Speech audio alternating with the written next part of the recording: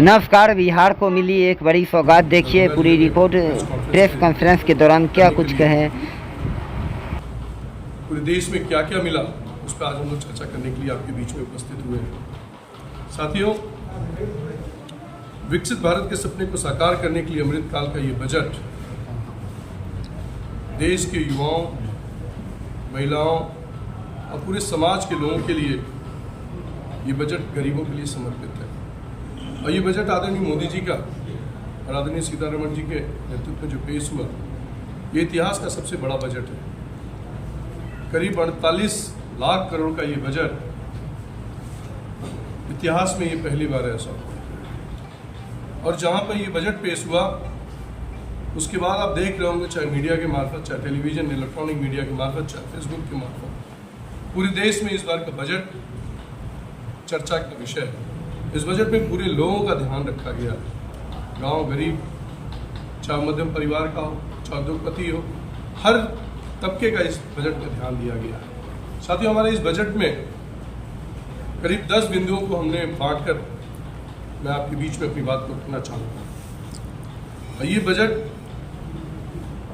मैं अगर जो अपने ग्रामीण विकास से चालू करूँ, जिसके हमारे केंद्रीय मंत्री श्री शिवराज सिंह चौहान हैं, इस बजट में ग्रामीण विकास को 2,66,000 करोड़ रुपए का प्रावधान किया गया है। और आप जानते हैं कि ग्रामीण विकास और ग्रामीण में 70% आबादी पूरे देश की ग्रामीण में विकास निवास करती है। आदरणीय मोदी जी ने इस विभाग को करीब 2,66,000 करोड़ दिया, जो इतिहास में पहली बार ऐसा हुआ है कि इस विभाग को तीसरा सबसे बड़ा बजट मिला है। साथियों, किसानों को आत्मनिर्भर बनाने के लिए समर्पित इस बजट में किसानों के लिए कृषि क्षेत्र में 1,52,00,000 रुपए का प्रावधान किया गया है। इस बजट से हमारे किसान आत्मनिर्भर बनेंगे। ऐसी तमाम योजनाओं को हम लोगों ने किसानों के लिए समर्पित किया है कि आने वाले समय में हमारे किसान स्वावलंबी बने, मजबूत बने, वो अपना खेती करके अपने जीवन यापन कर सकें। महिलाओं के विकास के लिए इस बजट में करीब 3 लाख करोड़ रुपए का अधिक से प्रावधान किया गया है। कोई भूखा न रहे, गरीब कल्याण का संकल्प आपने देखा होगा। पिछले 10 वर्षों में आदरणीय मोदी जी के नेतृत्व में पूरे देश में समाज का जो आखिरी व्यक्ति है, जो कमजोर व्यक्ति है, जिसके लिए सरकार, आदरणीय मोदी जी की सरकार लगातार ये प्रयास रहा है उनका कि हमारा कोई भी व्यक्ति जो निर्धन है, जो गरीब है, बिना खाए बिना न रहे। आदरणीय मोदी जी ने इस योजना को कोई भूखा न रहे अगले 5 साल के लिए इसको हम लोगों ने कर दिया, जिसको करीब 80 करोड़ लोगों को डायरेक्ट लाभ मिलेगा। और उसी के नाते हम लोगों ने गरीबों का जो अन्य योजना थी, हमने पिछले 10 वर्षों से चालू किया। और मैं कह सकता हूँ कि हमारी जो सरकार बनी है, आदरणीय मोदी जी के जो गरीबों ने विश्वास जताया है, वो इसी योजना के नाते बनाया है। गांव गरीब के लोगों को खुशहाल रखना ही हमारी प्रमुख प्राथमिकताओं में से एक था।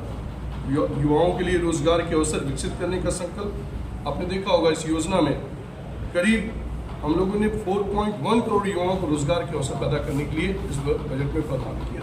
और इसके अलग से हम लोगों ने व्यवस्था की है कि इस बार हम लोग 4 करोड़ लोगों को स्किल करेंगे, और जिनको हम स्किल करेंगे उनकी हमारी प्राथमिकता होगी बड़ी बड़ी कंपनियों में उनको हम लोग किसी न किसी तरह उनको रोजगार दें, उनको नौकरी दिलाएं। ये हमारा प्रथम प्रयास होगा। साथियों, पहली बार ये आवश्यक बच्चों के लिए सामाजिक सुरक्षा की योजना में हम लोगों ने उनको इस बजट में प्रावधान किया। ऐसे बच्चों को हम लोग उनको प्रोत्साहन करेंगे।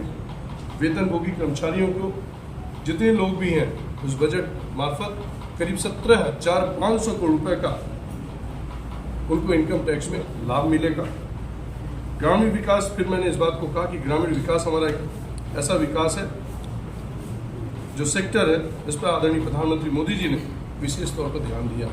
साथियों, मैं बहुत कम शब्दों में अपनी बात को ये रखना चाहूँगा कि ग्रामीण क्षेत्र में रोजगार को बढ़ावा देने के लिए जो चलाई जा रही मनरेगा योजना है, जो पूरे देश में जिसके पास काम नहीं है 100 दिन का मिनिमम वेजेस हम उनको दें, हमारी सरकार ने इस पर 86,000 करोड़ रुपये का प्रावधान करने का काम किया है, जो आने वाले समय में हम लोग इसको विस्तृत देने का काम करेंगे।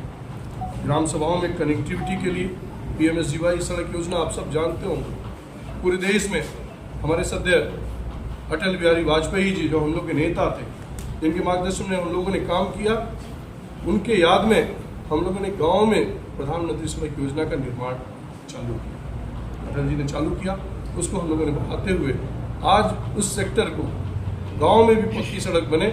हम करीब 20,000 बस्तियों को इस बार इसमें शामिल करने का काम कर रहे हैं और करीब 12,000 करोड़ की लागत से हम गांव में सड़क बनाने जा रहे हैं। साथियों, सरकार ने शहरी गरीब मध्यम वर्गीय आय वाले परिवारों के लिए 1 करोड़ आवास को पूरा करने के लिए 10 लाख करोड़ रुपए का प्रावधान हम लोग निवेश करने जा रहे हैं। आदरणीय प्रधानमंत्री मोदी जी ने ये संकल्प किया था, आपको याद होगा, जब पहली बार सरकार बनी थी 2014 में।